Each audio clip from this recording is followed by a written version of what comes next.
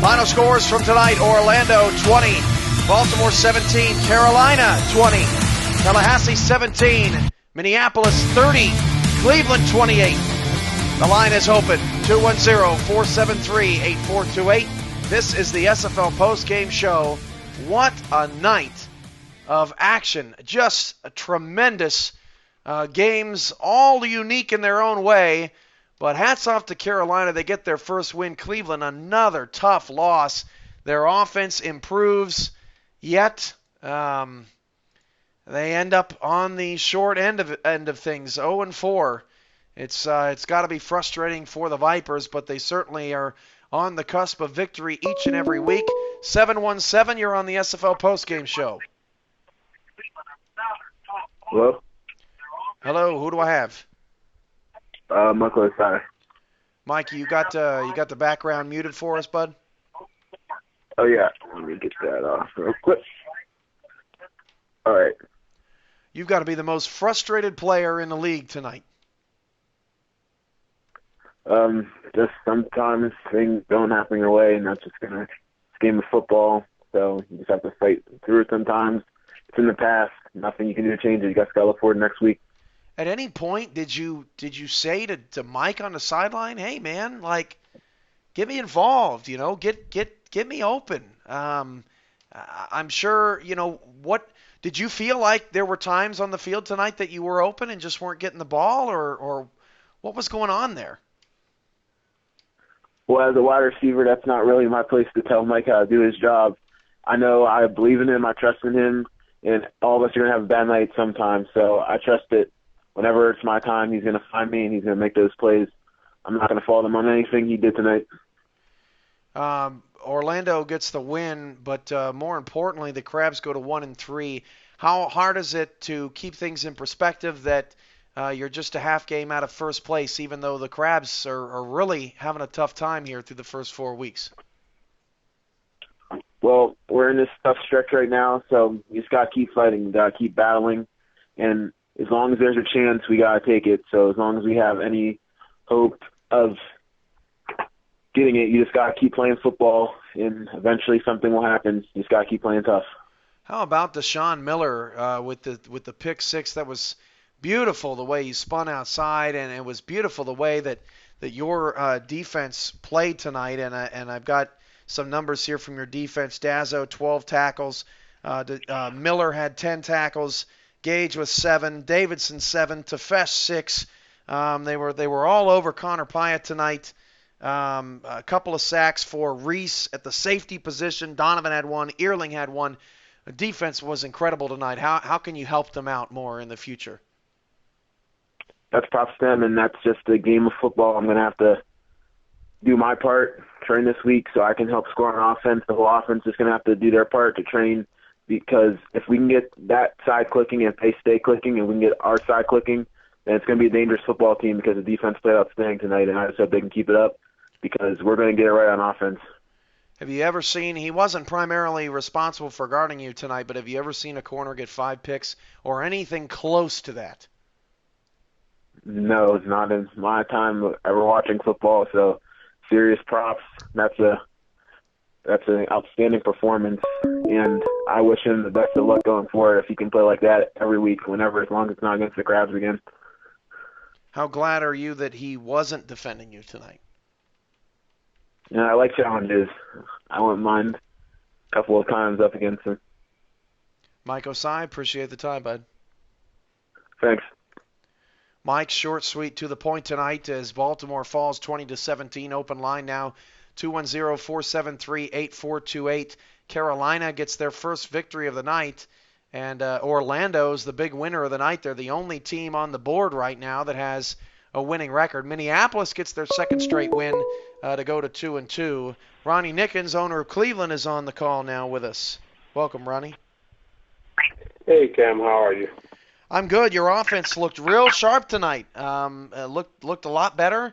Scott King looked more involved, and pretty much everything but the W tonight. Is that how you see it? Yeah, that's just about how I see it. My offensive coordinator and defensive coordinator have done a great job. all we can do, I guess, is just keep working at it. They're doing their part, and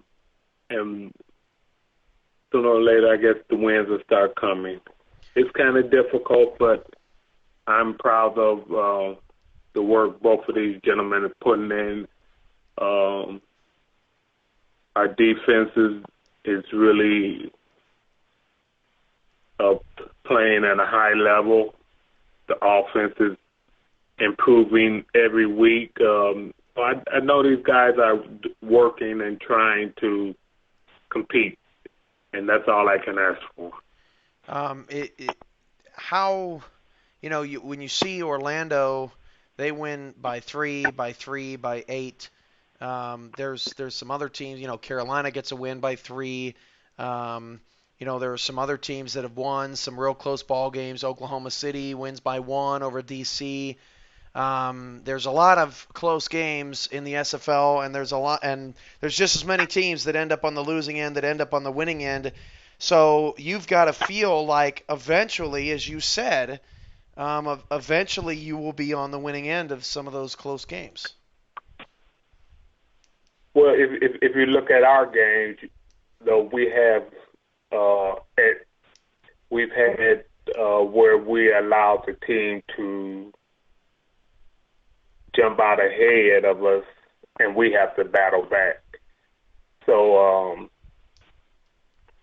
once we get that corrected, I will see some wins. It's hard to give a team a leadway, and then we have to battle back. And so we'll see how the season turns out. But as I stated before, I'm proud of my staff, and I'm sure they'll keep working hard at it. Considering the North Division is struggling as much as they are, you are a game and a half out of third place in the Grey Conference playoffs. I mean, there's still 8 games to go, and you're a game and a half out. You can't overreact too much, right, Ronnie? Well, no, I'm not the type of owner that's going to overreact.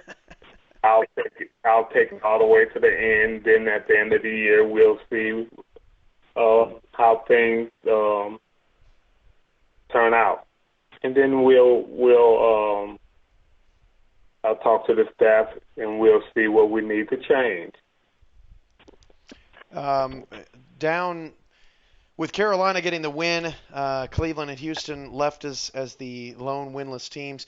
Where would you put the Vipers in the power rankings if you were voting today, just because you've lost 4 games by 18 points combined? They easily could be 4-0. For me, it's fun talking power rankings, but it doesn't influence me either way where we are, what they say we are, how we do. Because in my eyes, we're a top defensive team in this league, and the offense is coming around. And once those two get on the same, once we can get the whole team operating on one accord, so to speak, everybody in sync, our wins will come. Ronnie Nickens, owner of the Cleveland Vipers, always good having you on. Thanks, Ronnie. All right. Thank you, Ken. Open line 210-473-8428. Cleveland plays Los Angeles on the main network to kick off Week 5 next Sunday. Of course, they're waiting to see if Los Angeles can get to 2-2 or if they'll fall to 1-3. That'll be a big game as both those two teams try to turn things around, spin things around, especially if Los Angeles falls to the Wolfpack. Heavy underdogs in that game coming up in Week 4. But it's going to be a big game for Cleveland because 0-5 is pretty much and insurmountable. Of course, we've never seen it in SFL history, so it would be something if that was to occur. 717, you're on the SFL postgame show. You got Maulers running back Doug Boas. Well, Doug, you got to play your son on the field finally. He didn't get the ball as much on the ground as much as I think we would have thought, but boy, he sure did a lot with it when he had his opportunities. What was the mood like out on the field playing opposite of him? Because obviously you're not bringing him down on a tackle or anything. You're just watching him from the sideline. Yeah, I'm just curious if I can be suspended because we kind of had a bounty gate out there tonight. I told my boys to go smack him in the mouth.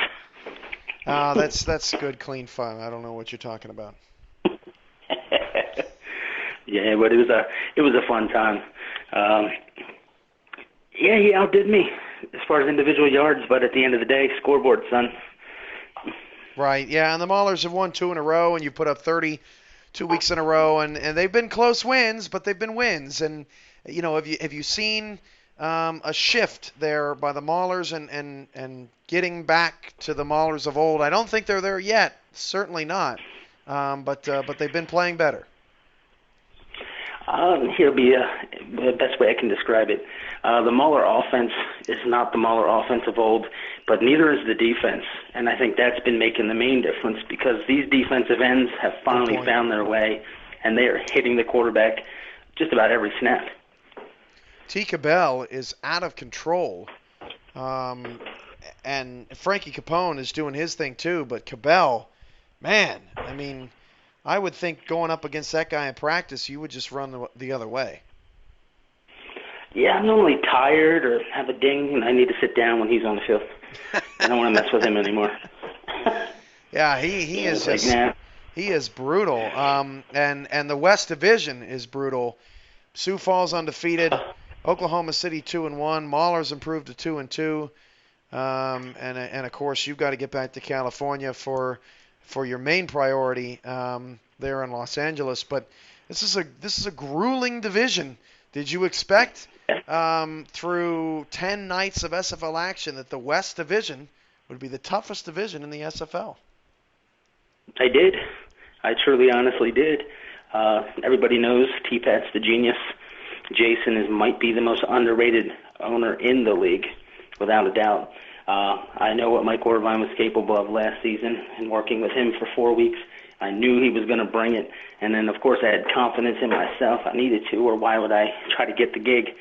So when I compare those 4 owners and those teams to the rest of the league, I figured we stacked up against anybody. And to me, Sioux Falls is the best team in the league right now. And the Maulers are almost back to being what they are. Can we pull an upset against Louisville? Remains to be seen. And OKC seems to be for real. Best defense in the league. I mean, tell me another division that stacks up. You've seen your fair share of defenses as a running back in this league, and you really tore the league up pretty well in the Maulers offense last year. But you've gotten to see 4 different defenses this season, and you've gotten to see, film on other teams and what is going on around the league. What is the phenomenon this season about how ruthless these defenses have been, not only against other teams, but against you too? I wish I knew, because if I knew, I'd have a lot more yards. I'd have a lot more scores. We'd be probably undefeated. I have no idea what it is. I mean, it's like, they're the varsity and the offense of the JV right now. It's out of control. Doug Boas, running back of the Minneapolis Maulers. Always good to have you on, bud. All right, thank you. Open line now, 210-473-8428. Orlando 3-1. Carolina improves to 1-3. Tallahassee's lost 2 straight games.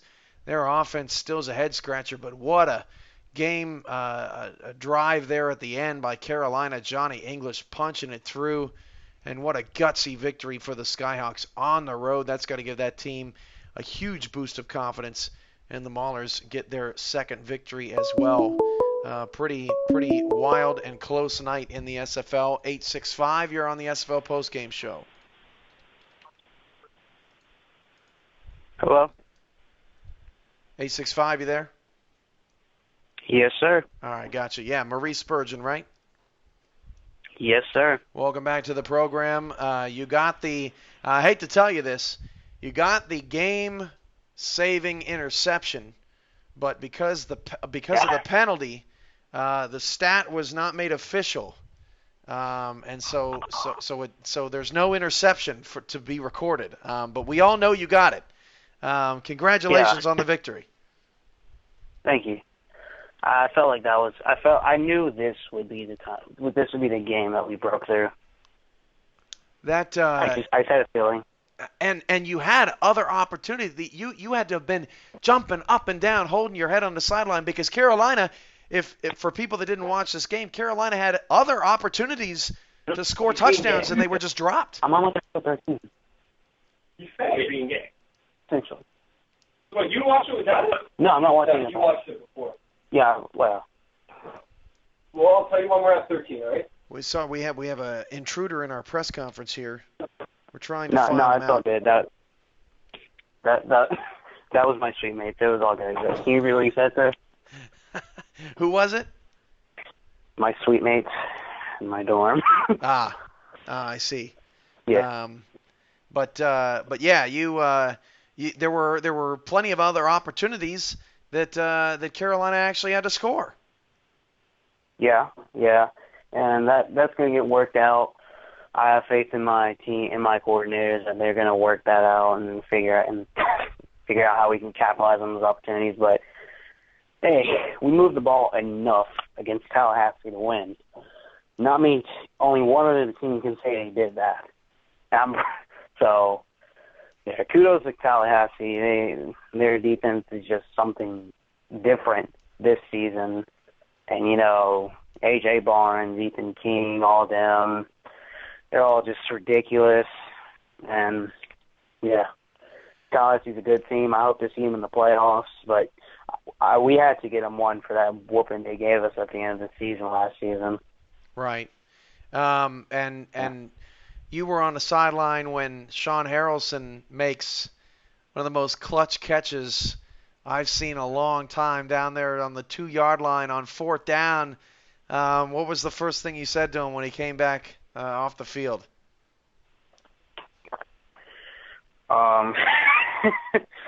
I just said thank you. Essentially. The defense had another great night. Ethan King made more tremendous plays for you.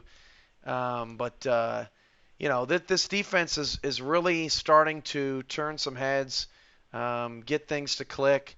You can really throw out week 1 because this defense has looked totally different weeks 2 through 4. What has been the biggest motivation or the biggest adjustment that the defense has made to become a force to be reckoned with in this league this year? Scouting like a mug. Scouting. Like, Andy and James and Shann have just been up our tails about scouting, but boy, has it paid off. Cannot thank him enough for that.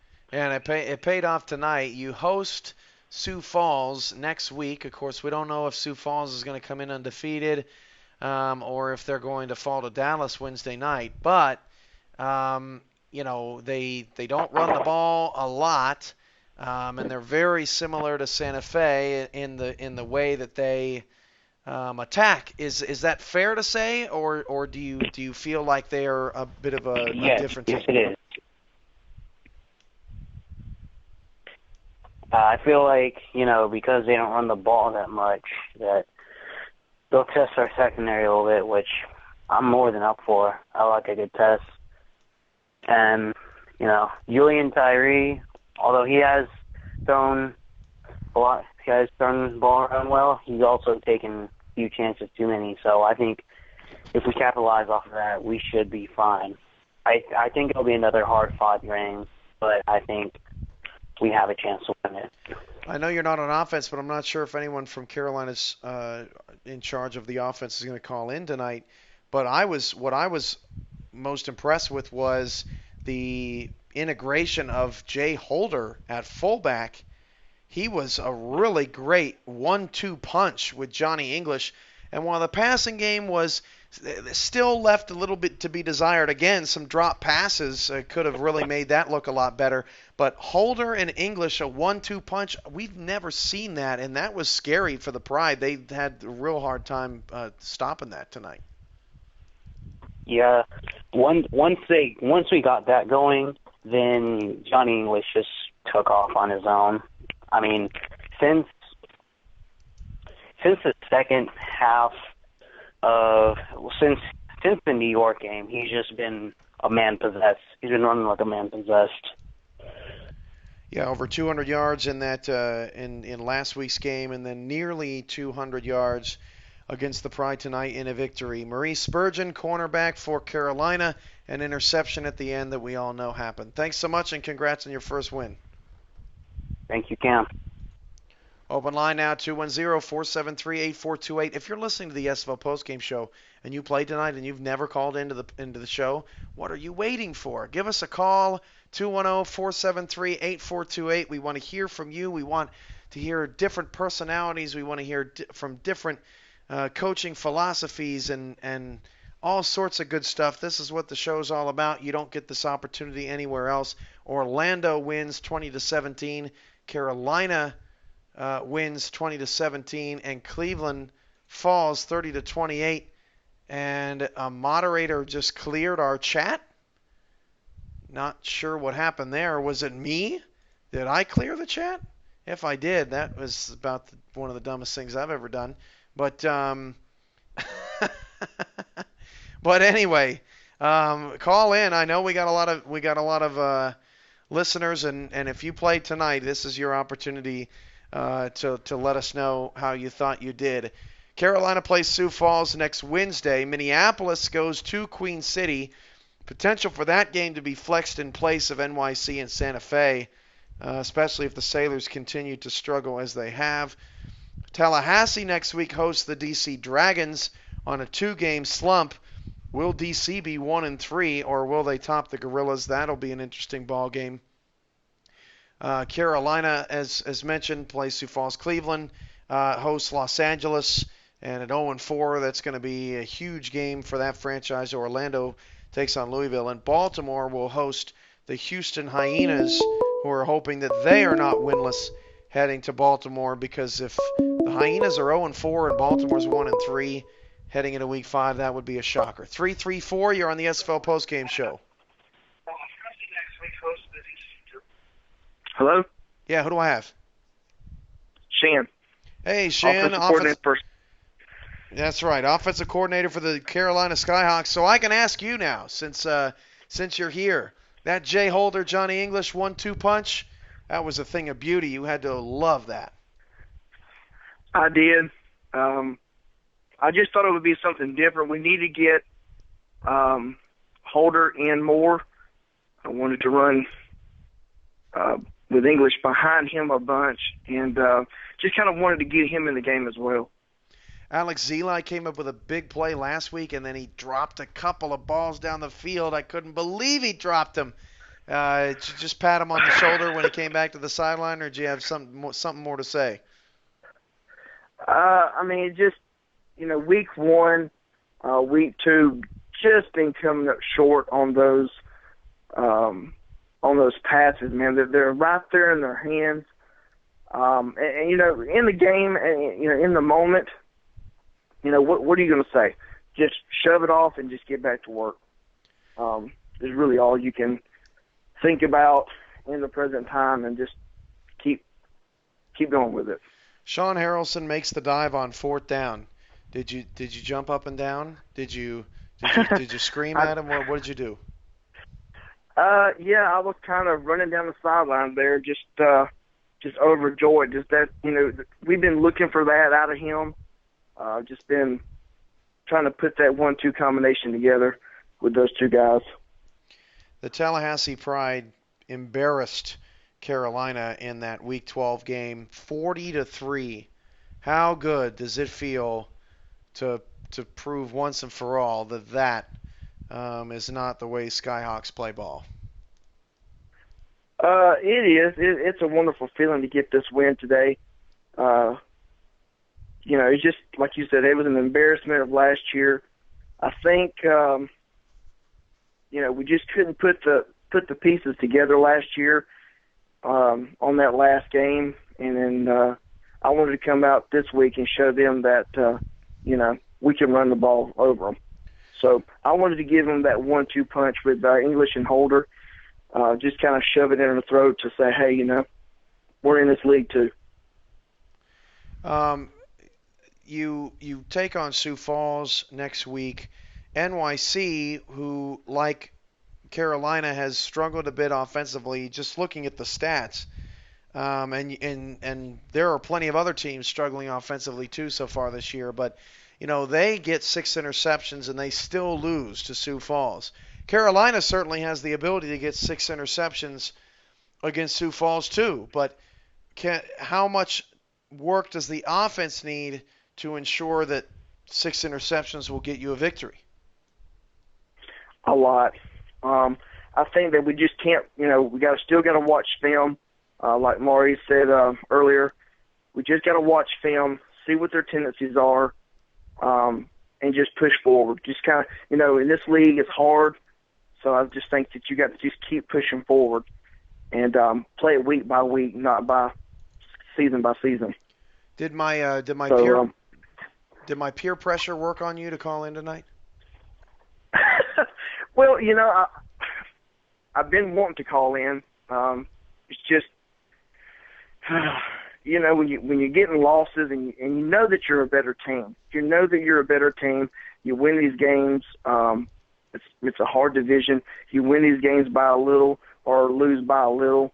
It's just gut-wrenching, So I thought with the win tonight, I think I'd just go ahead and call in and give my thoughts on the game tonight. Well, there you go. Shann Varner, offensive coordinator for the Carolina SkyHawks. Thanks for the time, bud. Thank you. Some quick stats from tonight of note. Minneapolis wins by 2, but Cleveland has 97 more yards of total offense. Outgained Minneapolis 433 to 340 in the loss and was better on third down, too. I'll get to some more in a moment. 513 here on the SFL Postgame Show. Hey, Andy Hamilton, Carolina SkyHawks. Man, oh man, I know that you guys have been working your butts off to try to prepare for this game and others, and you got it done tonight. Yes, sir. It feels great. Spurgeon makes that last play, but really this was about stopping Dwayne Lane, and Dwayne Lane had a great first half. He had, I think, 84 yards at the half, and did nothing in the second half. What was the halftime speech there to stop Dwayne Lane, which halted Tallahassee's progress? In terms of limiting Lane's progression, it all comes down to the scouting we did throughout the week and in weeks prior. The scouting team really came together after last week, and we kind of identified where Lane likes to run on the field. And in the first half, he kind of shimmied around where we were going, but he got back to his roots in the second half, and so it was a little bit easier to contain him.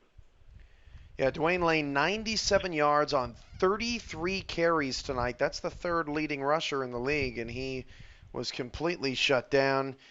Yards after first contact. Are you ready for this stat? We don't often keep track of all these stats, but I have it in front of me. Yards after first contact for Dwayne Lane on average tonight. What would you say it was, Andy? After first contact, on average, I would probably say 4. 0.2. Whew. It's a good number to hear, right? That means that he didn't break many tackles on the night. That's for sure. Just an incredible job there by the front seven. Nick Fargo had a really good game in this one. How impressed have you been with him and his work on the defensive line? Fargo ended with 6 tackles and a sack tonight. Sure. I've talked about it multiple times on this show. It's really just whoever is deciding that night to kind of go out and make it happen. King also had a big game. Maurice had a big game, which was one of his first.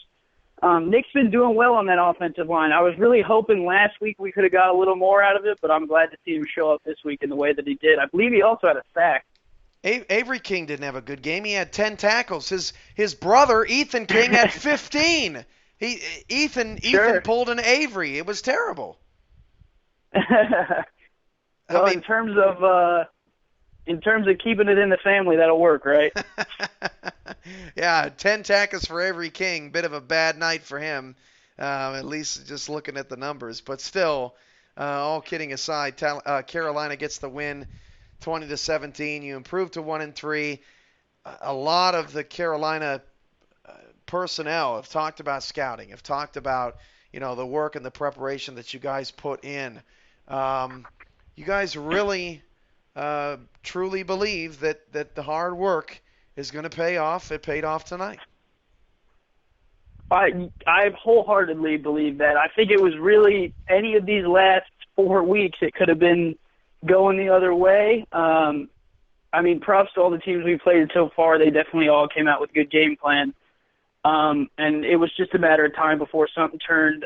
Tallahassee also had a great game, and at the end there, it kind of got finicky on how we pulled it out. But, hey, a win is a win, and I'll take it. Andy Hamilton, DC of the Carolina SkyHawks, first victory of Season 7. Congrats, Andy. Thank you. That concludes the SFL postgame show tonight. Once again, the final scores: Orlando 20, Baltimore 17, Carolina 20, Tallahassee 17, and Minneapolis 30, Cleveland 28. The big winner of the night, Orlando, the only team on the screen that has a winning record, now 3-1, despite a season high in points of 20 twice. 2-0 in those games. I'm your play-by-play commentator and SFL Commissioner Cameron Irvine. We thank you for being here tonight. Wednesday night, you don't want to miss it. Undefeated Dallas 3-0 at undefeated Sioux Falls 3-0. Also a rematch of the SFL Championship game. Houston goes for their first win. They take on the Corsairs at home, and Los Angeles hosts the undefeated Wolfpack as they try to slow Derek Overstreet and the rest of the gray and blue there in California. Thanks for all who tuned in tonight. We appreciate it, and we'll see you Wednesday night. Good night, everybody.